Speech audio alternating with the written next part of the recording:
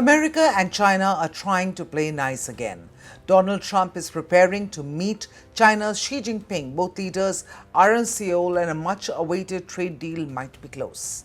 The talk of 100% tariffs and a scary US-China full-blown trade war temporarily shelved. But here's the twist. While everyone is celebrating the US-China trade thaw, Trump has been quietly doing something else across Asia. He's been shopping, not for gold, not for oil, but for rare earths, minerals that decide who rules the future of tech. Rare earths, 17 obscure minerals powering everything modern. Phones, fighter jets, EVs, AI chips, everything stops. And China controls 80 to 90% of the world's rare earth supply chain. Has even shown Trump that it would not hesitate to weaponize it if Trump tries to arm twist Beijing on trade or anything else. In fact, it is this access to rare earths that has given Beijing something it has long sought, standing as an equal to the United States on the global stage.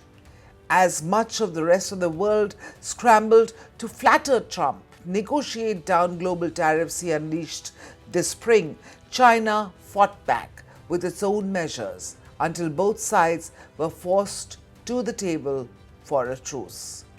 Now, Trump knows this and has been on a stealth shopping spree across Asia.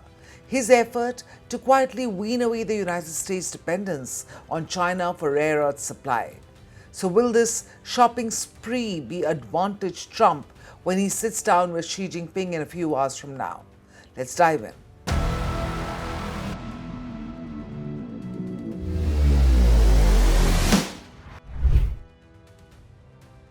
But first, let's look at why rare earths matter so much. Well, look at your phone, rare earths. Your smart TV, rare earths. That fancy EV everyone wants, rare earths.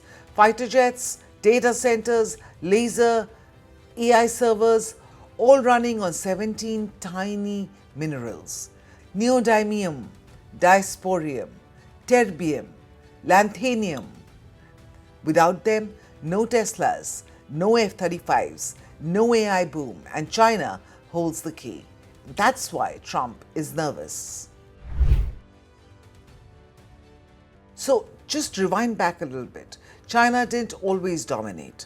Once upon a time, the US led rare earth production, but processing rare earths is messy, toxic, expensive.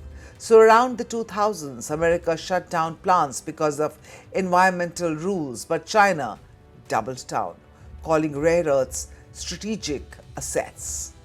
Beijing subsidized mining, invested in refining, tolerated toxic pollution, built entire industrial cities around it, and crucially, China banned foreign companies from owning rare earth miners. So today, China controls supply from rock right down to the ready-to-use magnet. It weaponized minerals. Soft power became hard leverage, which brings us to the current drama.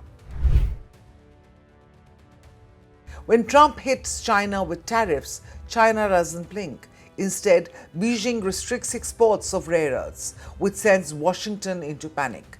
Because if China turns off the tap, iPhones get delayed, US fighter jets get grounded, AI chips get halted.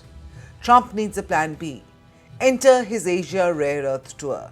Trump so far has signed MOUs in Southeast Asia, supply agreements with Japan, and an $8.5 billion rare earth cooperation deal with Australia. He even quoted Pakistan, China's closest ally.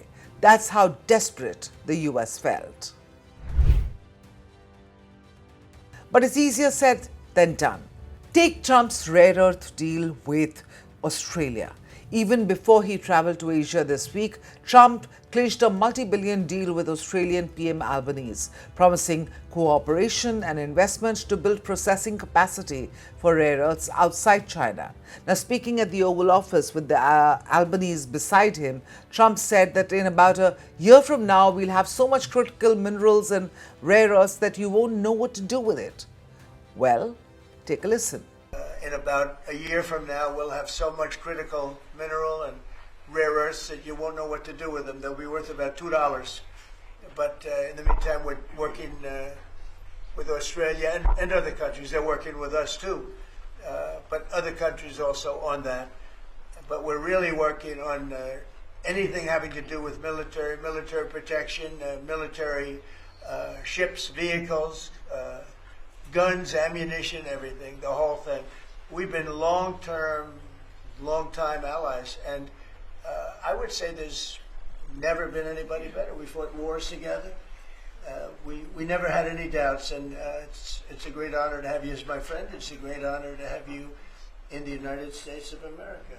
So basically, Trump is suggesting that prices would plummet as supply will soar. Sounds logical, but experts say it's going to take much longer than a year. Until then, the dependence on China continues. Let's move on to the critical minerals deal with Japan. The two sides simply agreed to boost supply and production of rare earths, including investment and stockpiling. The deals with the smaller Southeast Asian economies are just as thin on details. Malaysia, Thailand, Vietnam, and Cambodia all agreed to increase U.S. access to rare earths and export rules that would favor American buyers over Chinese companies.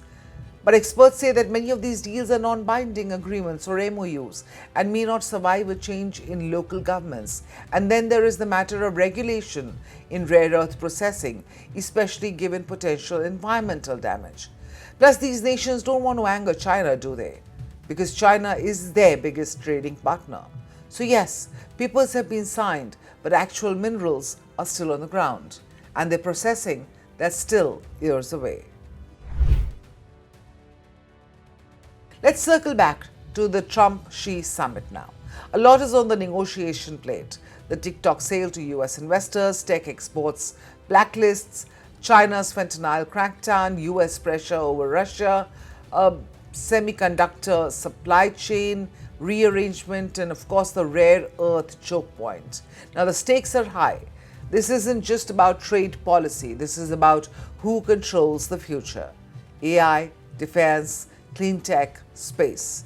And whoever wins mineral control wins superpower status.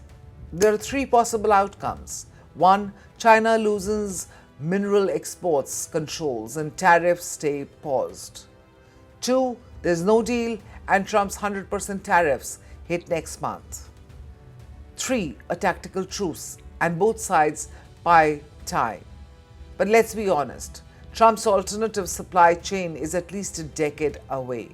Xi Jinping knows that, and that keeps China firmly in the driver's seat, at least for now.